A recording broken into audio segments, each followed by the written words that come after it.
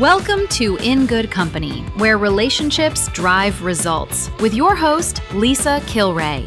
In each episode, we explore how great leaders build trust, inspire teams, and turn meaningful connections into real success. Hi, I'm Lisa Kilray, host of In Good Company, where relationships drive results. Today's episode is sponsored by WSI eResults. We help manufacturers and distributors build the strategic foundation they need for AI-driven growth, including SEO, content, and multi-channel programs that drive measurable results. To learn more, visit www.wsi-manufacturing-marketing.com. Today, I'm joined by Wes Murphy. Wes is VP of Operations at Peoria Production Solutions, where he leads large-scale kitting, assembly, and fulfillment programs for manufacturers across a wide range of industries. His role focuses on operational efficiency, quality, and ensuring complex programs are executed at scale. Wes, welcome to In Good Company. I'm super happy to have you here with me today. Thank you. Glad to be here. Awesome. So let's start at a high level, Wes. Kitting is a term that gets used a lot, obviously, at your company and within the industry, but is not always clearly understood by the common folk, for lack of a better word. From your perspective, how do you define kitting in a manufacturing or supply chain environment? So, simple way to put that is just it's multiple products coming together, put in either a bag, a box, or some kind of packaging to create its own unique SKU. Typically, it's multiple parts going into a bag to a final to the end customer. But I mean, there's also variety packs for drinks and other such things that would also be considered kitting, as well as subscription boxes, which we all know are taking over everywhere currently. Right, exactly. So we're seeing more manufacturers move toward bundling components into a single production unit. What is driving that shift? A lot of it's turn time to the end customer. It's taking less space since we're turning multiple products into one spot. So it's more about ease of use and turn time to the end customer. Gives them all products needed in one kit instead of having to order multiple components to do the job they're trying to accomplish. Okay. And, what would you say the companies that you work with, your customers, what are they typically trying to have you help them solve when they come to Peoria Production Solutions for kitting support? A lot of it's efficiencies. It's turn times to the customers. They're trying to find actually multiple packagers. That way they have localized warehouses to get product to customers as quick as possible. On top of helping with the efficiencies as we're kitting, the quality obviously goes up since we're inspecting as we go. Instead of having multiple parts that are being checked, they can check one component. It goes out as a finished kit. Okay. So here's a question for you. Do you store a lot of the inventory for the customer? Yes, we do. We do have a lot of warehouse space, so we are building to stock for them. And then as they need, as their supply demands, then we are fulfilling orders for them. Okay. So that was going to be my next question. Do you do fulfillment? Yes, we do. We've recently got more into the fulfillment here at PPS. Okay. A lot of build to stock, and then ship to order, or even we've had other companies that were eBay kind of third-party suppliers that we were doing fulfillment for as well. Okay. What about like Amazon and Walmart Marketplace and? So don't have much with the Walmart yet, but we do have some Amazon. It's a few different companies, some brokers that have reached out as well to do multiple different companies where we're repackaging, putting Amazon labels, since Amazon has some pretty specific guidelines for how their stuff has to be packaged and labeled. So obviously they're offloading that overhead to us so we can do it for a cheaper rate and get that turn time faster for them. Yeah, I'm hearing a lot of buzzwords for what sounds like things that you do: kitting, fulfillment, Yep. Inventory management, all of that stuff. I guess one thing leads to another with what you're doing, and you kind of become a turnkey solution from your Yep. customers. Yep. Awesome. So one area that comes up frequently is how kitting supports more complex operational scenarios. For example, during product recalls or corrections, companies are assembling repair kits and managing rework offsite.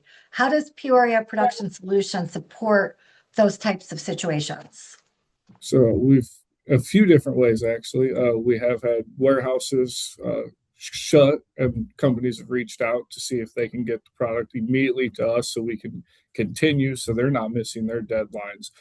We've also, as I was talking earlier, variety packs. We've had some where someone else has processed the work, didn't get the separated the variety of the way the customer needs it to go to Sam's, Costco, whatever end user it may be. And it's come and got redirected to us to break it down, make it correct, and push it right through. So we have been a drop shipment location for a few different companies to correct prior problems. Not many of the recall issues, but a lot of the redirect and warehouse shutdown or upgrades, even for warehouses where they know they're gonna have downtime. So they're trying to find that secondary co-packer. That way, not all of their eggs are in one basket. Right. So it sounds like your customers view you, well, obviously you're a partner of theirs, but you're there in a planned capacity, but you're also there in crisis management. If something happens and it's kind of an emergency, they're reaching out to you, in a time of need.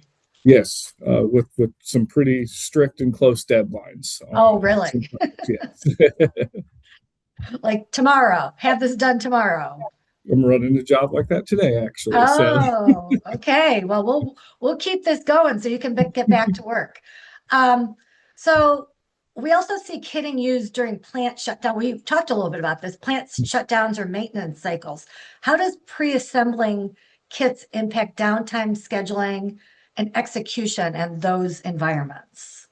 thankfully, with that, since we do have a good communication and contact with our customers and do have that partnership, they can kind of generally they know about that ahead of time, so they can increase our demand, so we're prepared for it ahead of time. So then, if they are shutting down, say the actual supplier, not the customer, if they're shutting down due to year-end fiscal inventory counts, they can get us that ahead of time. We can build stock.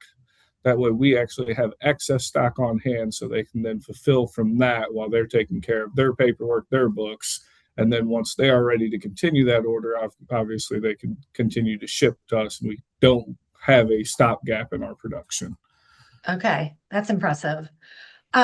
So where do you see companies getting the biggest operational wins when they implement structured kitting programs? So, I mean, the biggest is obviously inventory management, having an ERP and a WMS system that's going to be shareable with the customer. That way they can see live time data as well. So we have gotten into the Power BI space pretty heavily where we can create SharePoints. That way they can take screenshots directly from our inventory system without being able to affect it, edit it, adjust it, but they can still see their product just as well as we are. It gives us the transparency between each other, and we're able to we move things live time, move from storage to a WIP, and then build currently. So every time a build goes through, they can see that. They can see exactly how much finished goods we have theirs on hand, what we're available to ship at any point.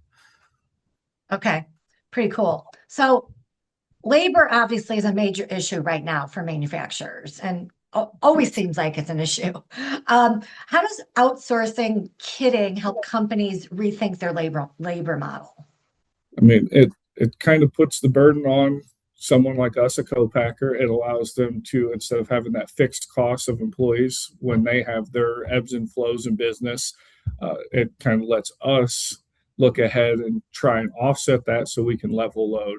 So for the customer, or for the supplier, it's helping them get rid of that fixed cost, and then they're able to purchase by demand, which obviously they're buying by unit, so they're paying a cost per unit of our finished good instead of paying a 40-hour employee. So it's that is one of the biggest efficiencies they get with it. Secondly, it is inventory control. We are the one housing their product, so they don't have to pay as much for warehouse spacing. So those are kind of the two big things, Right. on top of course, as I mentioned, the Power BI and being able to still share that information. So, I mean, it's essentially we're an extended warehouse for them at that point. Right. And, from a relationship standpoint, how important is trust between Peoria Production Solutions and your clients when you're taking over a critical part of their operation? So, as we do here, a lot of the customers we get are either recently grown out of doing it in their own house, have either had a supplier issue in the past or a co-packer issue in the past. So the trust and transparency that we provide is a very big thing. A lot of these are these people's babies. So they've created this. This is what they're doing. So they want to have at least visibility of their product, but don't have the time to continue to do the packaging. They need to focus on other higher level things. So that is one of our key things that we push, which is why we do have the SharePoints. We do offer the Power BI screenshots. That way they have that lifetime data that they're always able to pull. Right. So while we're talking about people and labor and staffing, in my research of Peoria, I was reading some really interesting information about your mission as a company and who you like to employ. Can you Yes. talk a little bit about your employee base and the mission? Absolutely. So we strive to be the premier employer for people with disabilities. So we run the whole gambit here of what you would consider a targeted employee. To me, we're highlighting their abilities. We're not focused on disabilities. So we have people with Down syndrome, autism. We've got blind employees. We have deaf employees. And our whole mission here is to find a way to make it accessible for them and for them to be able to succeed in the job that they do. And I've been here for almost 6 years now. I've come to realize these people are proud to come to work every day. That at the end of the day, they're telling you how much they got done, how good they felt about the job they were doing, that they want to learn more, they want to do more. And that's not something I've seen across other industries. No, absolutely not. And, based on what I was reading, you guys have quite the longevity with your employees. Yes, our turnover rate is really, really low. You see a lot of people retire here 40 plus years. It's giving them a spot where they feel like they are wanted, needed, and then all of their work is highlighted. It's definitely a different feeling going home from work here than where I've been in the past. Yeah, So that's awesome. I love that story. And what a great mission. So Peoria Production Solutions it's a nonprofit, correct? cool. Yes, we are a And self-supporting nonprofit. okay. And companies, I know especially big companies have, some requirements where they have to outsource to, women owned or veteran owned and, you know, companies that employ those with disabilities. Do you come across that a lot with your customers? So we have had certain customers come in and actually do some videos and some marketing based off of our employment. Obviously, they have chosen us to do jobs, not necessarily always based on our quote, but also because of the mission and what we stand for. So that is another part of that partnership that really has helped. What we do here does touch home with certain people, and those are obviously the people that we want to do the business with the most. Absolutely. That's cool. So, Peoria Production Solution operates in you're ISO certified. How do you maintain consistency and quality when managing high volume kitting programs? So it starts with the SOPs and the work instructions. Of course, we have quality procedures, we have our QOPs, but those are all kind of touching base back to making sure we're following the SOPs, that we're setting a standard. And then the work instructions are clearly defining how to do the roles, how to package these products. Of course, and with that, we have inspections. So we have in-process inspection reports that have to be done, have to hit a certain percentage on each job. So every job has a minimum of 10%. Obviously, the more errors we have found with a job in the past, the higher that percentage would be. or the more complex that job would increase the percentage of inspections on those type of jobs. Those are kind of the main ways that we do it. We, of course, have a yearly audit. So someone comes in, makes sure that we are following all of the ISO guidelines, all of our own QOPs, that we have everything that we say we're doing on file. We can prove that at any point. And of course, we would offer the same thing to a customer if they wanted to see, the inspection rate on a job. That would always be something we'd be willing to share. Right. So what role do ERPs, traceability, and automation play in making kitting scalable?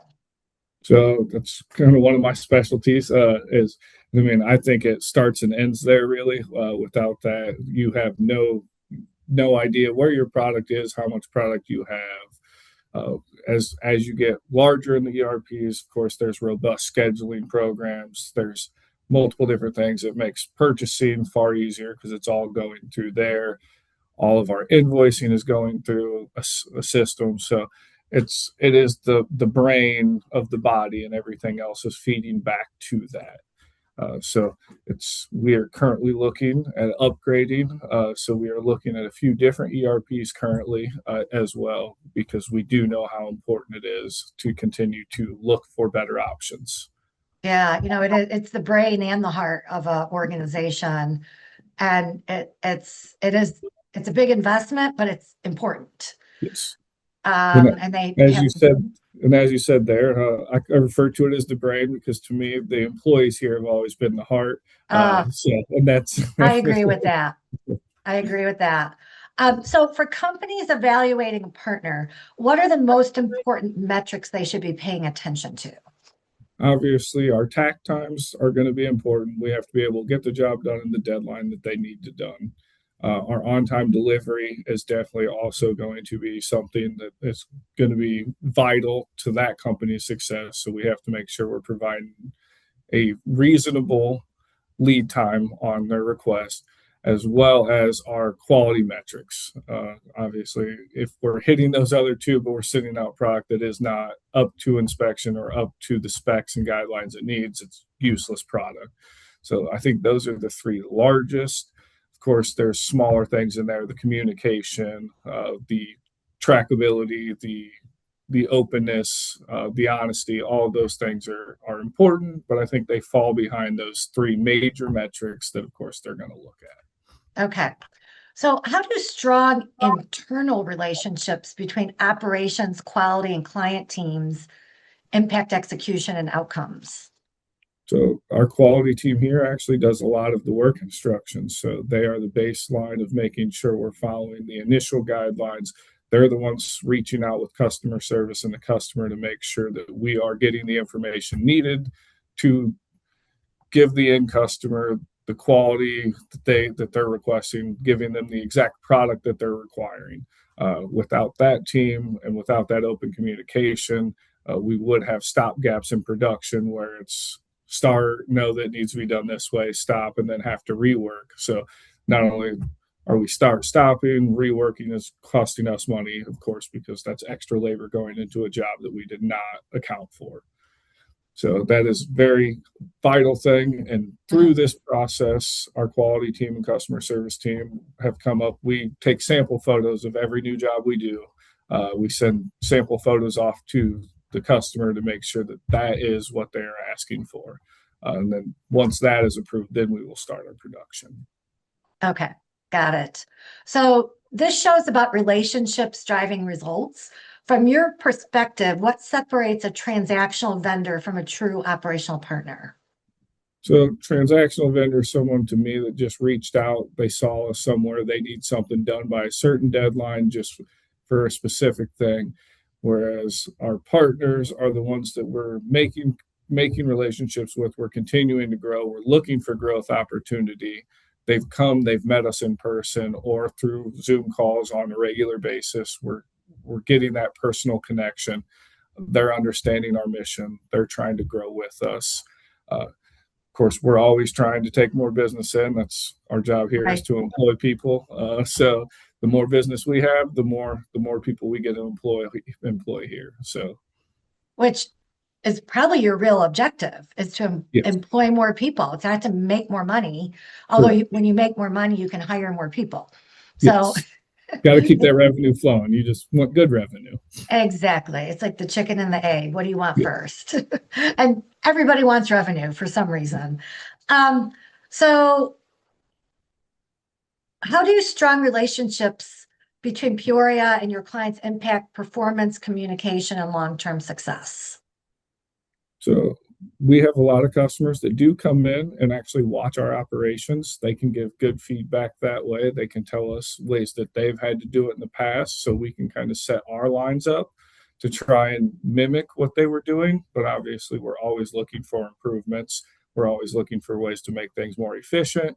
So that's kind of where I come in most of the time, is pointing out the inefficiencies, trying to find the stop gaps or the overload so we can even load that workspace. So customers coming in, being open and honest with them. Obviously, we all get better as we push each other.